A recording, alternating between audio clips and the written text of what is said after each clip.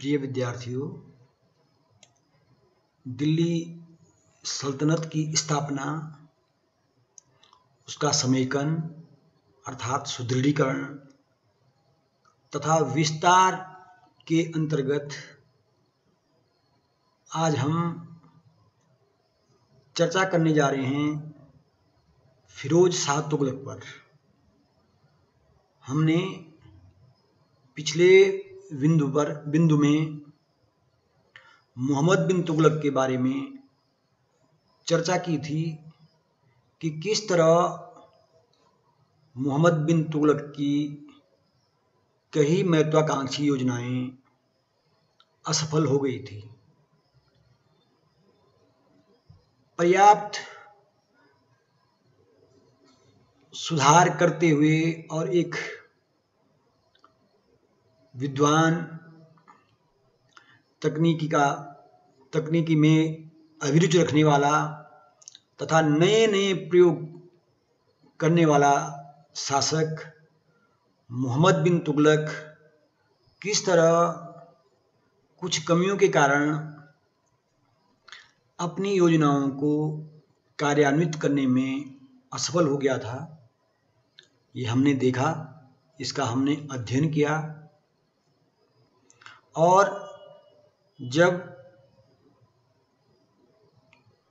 थट्टा के निकट 1351 ईस्वी में एक विद्रोह का दमन करते हुए, क्योंकि मोहम्मद बिन तुगलक के शासनकाल में अनेक विद्रोह हुए और इन्हीं में से एक विद्रोह जो सिंध में विद्रोह हुआ था, उस विद्रोह का दमन करते समय थट्टा के निकट मोहम्मद बिन तुगलक की मृत्यु हो गई थी। जब मोहम्मद बिन तुगलक की मृत्यु हुई तो कुछ दिनों असमंजस की स्थिति रहने के पश्चात तुर्क अमीरों ने मोहम्मद बिन तुगलक के चचेरे भाई फिरोज को सुल्तान पद ग्रहण करने के लिए निवेदन किया और इस तरह अमीरों की सहमति से फिरोज 1351 ईस्वी में दिल्ली का सुल्तान बना। यद्यपि ऐसा नहीं है कि फिरोज शाह तुगलक निर्विवाद सुल्तान बन गया था। मैंने जियाउद्दीन बर्नी द्वारा लिखी गई तारीख ए फिरोज शाही के अंतर्गत चर्चा की थी कि किस तरह मोहम्मद बिन तुगलक के बाद गद्दी के दावेदारों में संघर्ष हुआ था, जिसमें जियाउद्दीन बर्नी ने फिरोज शाह के बजाय किसी और का समर्थन किया था, जिस कारण कालांतर में फिरोज शाह तुगलक ने जियाउद्दीन बर्नी को उसके पद से हटा दिया था। तो यह विवरण यह भी सिद्ध करता है कि फिरोज शाह तुगलक के गद्दी पर बैठने से कई अन्य प्रतिद्वंदी खुश नहीं थे और उस समय उन्होंने विद्रोह करने का प्रयास किया था, परंतु अंततः अपने दावेदारों के विद्रोह का दमन करते हुए, जिनमें ख्वाजा ए जहां का विद्रोह प्रमुख था, फिरोज शाह तुगलक ने अपनी स्थिति को मजबूत किया और इस तरह वह दिल्ली की गद्दी पर आसीन हुआ। फिरोज शाह तुगलक जो कि कोई बहुत योग्य शासक नहीं था, जिसमें सैनिक योग्यताएं नहीं थी, जो कि उस काल के लिए बहुत आवश्यक थी, परंतु एक मुस्लिम धर्मपरायण शासक होने के नाते जिसने कि मुस्लिमों का हर प्रकार सहयोग करने का प्रयास किया, मुस्लिम धर्म शरीयत के अनुसार उसने शासन करने का प्रयास किया और इस तरह उसने अपनी जनता की भलाई के लिए कई महत्वपूर्ण कार्य किए। इसीलिए हम इतिहास में फिरोज शाह तुगलक को विशेषकर उसके द्वारा किए गए सुधार एवं सार्वजनिक निर्माण के कार्यों के लिए जानते हैं। उसकी गृह नीति के अंतर्गत जैसे मैंने बताया कि उसने इस्लाम धर्म के अनुसार शासन करने का प्रयास किया। इसके लिए उसने स्वयं को खलीफा का प्रतिनिधि घोषित किया तथा खलीफा से मान्यता प्राप्त की। जैसे कि मोहम्मद बिन तुगलक की नीति थी कि मोहम्मद बिन तुगलक शासन में उलेमा वर्ग का हस्तक्षेप स्वीकार नहीं करता था। ठीक इसके विपरीत फिरोज तुगलक ने उलेमा वर्ग की सहमति से ही एक प्रकार से शासन कार्य किया और इस तरह फिरोज शाह तुगलक के समय उलेमा वर्ग का पूर्ण प्रभाव शासन पर स्थापित हो गया। सुल्तान एक मुस्लिम धर्मपरायण शासक होने के कारण, एक कट्टर मुस्लिम शासक होने के कारण वह स्वयं को केवल मुस्लिमों का शासक समझता था और उनके कल्याण के लिए कार्य करता था। यद्यपि उसमें प्रशासनिक योग्यता का अभाव था, परंतु जन कल्याणकारी कार्यों के कारण उसने कई महत्वपूर्ण कार्य किए। मोहम्मद बिन तुगलक के समय जो कृषकों को सूखा पड़ने या कृषि में सहायता हेतु जो तकावी ऋण दिया गया था, उस तकावी ऋण का लगभग 2 करोड़ टन का फिरोज शाह तुगलक ने माफ कर दिया, जिससे जनता में वह लोकप्रिय हुआ और जनता ने उसके इस कार्य को सराहा। यही नहीं, फिरोज शाह तुगलक जब गद्दी पर बैठा तो कई विरोधियों ने विद्रोह किया, कई विद्रोहों का उसने दमन किया, परंतु उन्हें दंड देने के स्थान पर फिरोज शाह ने विद्रोहियों को क्षमा कर दिया। यही नहीं, उसने अब तक दी जा रही कठोर सजाओं को भी कम कर दिया। फिरोज ने शासन में उदारता की नीति का पालन किया। जैसे मैंने पहले बताया, उलेमा वर्ग को महत्व प्रदान किया और इसका परिणाम यह हुआ कि मुस्लिम वर्ग में सुल्तान और भी लोकप्रिय हो गया। फिरोज शाह तुगलक ने इस्लामी कानूनों के अंतर्गत अर्थात शरीयत के अनुसार करों की वसूली की।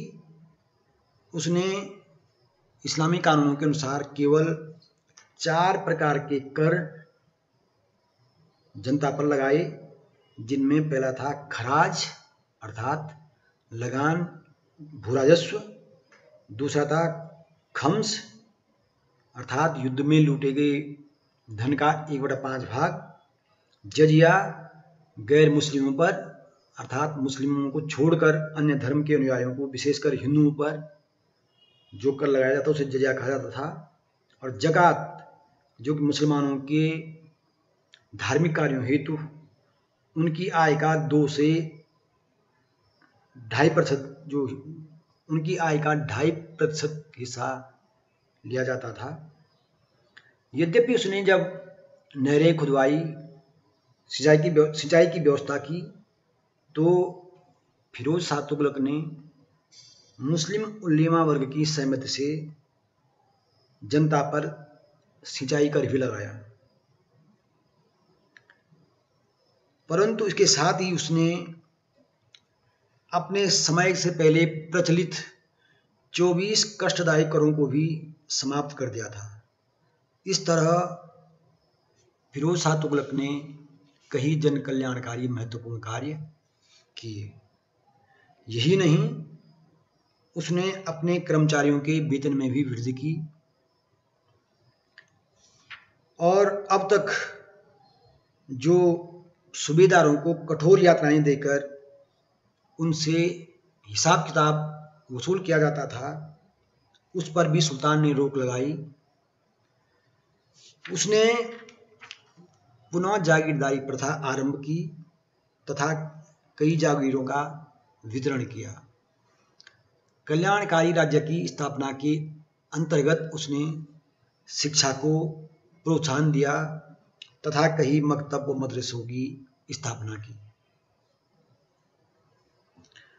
उसके परोपकारी कार्यों में मुस्लिम धार्मिक संतों को जागीर देना, उन्हें अलग से संपत्ति देना, और इसके लिए उसने आर्थिक सहायता हेतु अलग से एक विभाग दीवान ए खैरात स्थापित किया, जो मुसलमान अनाथ स्त्रियों व विधवाओं को आर्थिक सहायता देता था और साथ ही निर्धन मुसलमान लड़कियों के विवाह की व्यवस्था भी करता था। यही नहीं, उसने दिल्ली के निकट एक खैराती अस्पताल भी बनवाया था।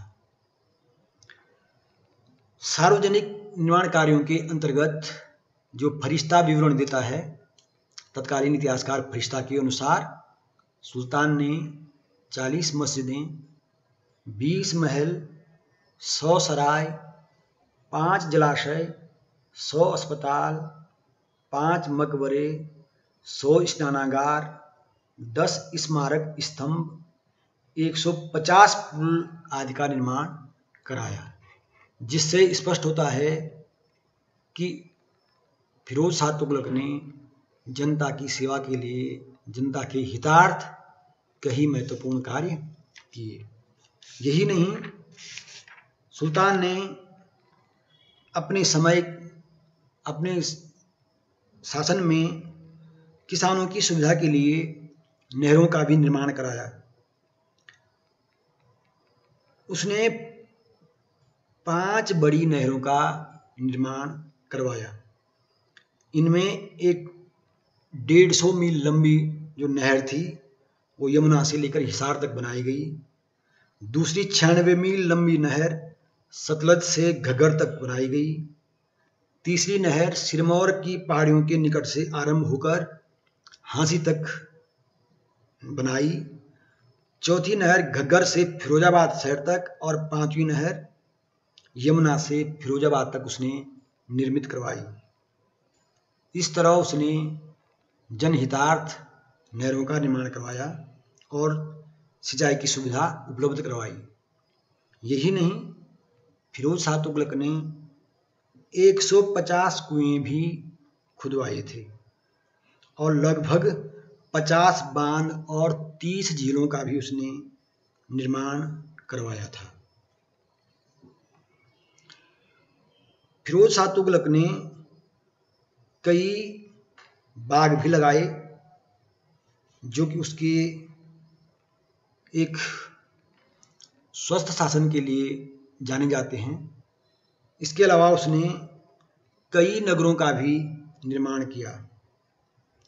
ऐसा कहा जाता है कि लगभग फिरोज शाह ने 300 नए नगरों की स्थापना की थी।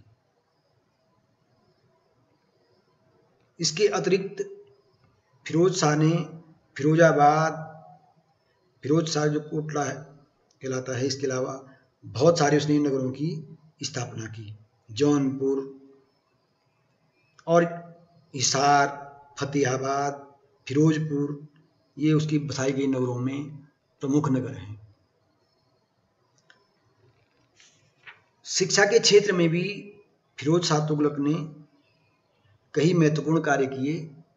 कहा जाता है कि जब उसने कांगड़ा विद्रोह के समय कांगड़ा पर अधिकार किया था, तो कांगड़ा में स्थित ज्वालामुखी मंदिर के पुस्तकालय से उसने लगभग 1300 ग्रंथ प्राप्त किए और इनमें से उसने कुछ का अनुवाद फारसी में कराया था। फिरोज शाह तुगलक के समय कई महत्वपूर्ण विद्रोह हुए, जिनमें एक प्रसिद्ध विद्रोह था बंगाल का विद्रोह। यद्यपि बंगाल के विद्रोह का उसने दमन किया और इलियास शाह को पराजित कर दिया था, परंतु इलियास शाह ने पुनः अपनी शक्ति में वृद्धि की और फिर एक प्रकार से स्वतंत्र शासक के रूप में व्यवहार करने लगा। इलियास शाह की मृत्यु के बाद उसका पुत्र सिकंदर शाह भी स्वतंत्र हो गया। यद्यपि फिरोज शाह तुगलक ने सिकंदर शाह के विद्रोह का दमन करने का प्रयास किया, परंतु अंततः सिकंदर शाह स्वतंत्र हो गया और बंगाल दिल्ली की अधीनता से मुक्त हो गया। दूसरा महत्वपूर्ण विद्रोह था कांगड़ा का विद्रोह, जिसे मैंने अभी बताया कि 1362-63 ईस्वी के आसपास कांगड़ा के राजा ने विद्रोह कर दिया। फिरोज शाह तुगलक ने इस विद्रोह का दमन किया और कांगड़ा के राजा को समर्पण करना पड़ा, और इस तरह कांगड़ा पर पुनः फिरोज शाह तुगलक का अधिकार हो गया। फिरोज शाह तुगलक के समय 1362 ईस्वी में तुगलक ने सिंध पर आक्रमण किया। इस आक्रमण के समय उसे कई कठिनाइयों का सामना करना पड़ा और वह कच्छ के रण में फंस गया।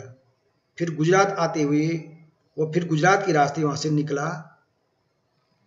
फिर सिंध में पुनः उसने आक्रमण किया और सिंध पर आधिपत्य करके फिरोज शाह तुगलक ने उसे कर देने हेतु बाध्य किया। इस तरह यद्यपि फिरोज शाह तुगलक को एक सैनिक योग्यता के लिए नहीं जाना जाता है, परंतु फिर भी उसने अपनी सल्तनत को सुरक्षित रखने का प्रयास किया, यद्यपि इसमें वह बहुत ज़्यादा सफल नहीं हुआ। फिरोज शाह तुगलक के अंतिम दिन बड़े कष्ट में गुजरे। उसके 2 बड़े पुत्रों की मृत्यु हो गई थी और दरबार के षड्यंत्रों के कारण अंततः उसका पौत्र गयासुद्दीन तुगलक शाह के नाम से गद्दी पर बैठा, और इस तरह फिरोज शाह तुगलक के महत्वपूर्ण कार्यों के साथ ही उसके शासन का अंत हुआ।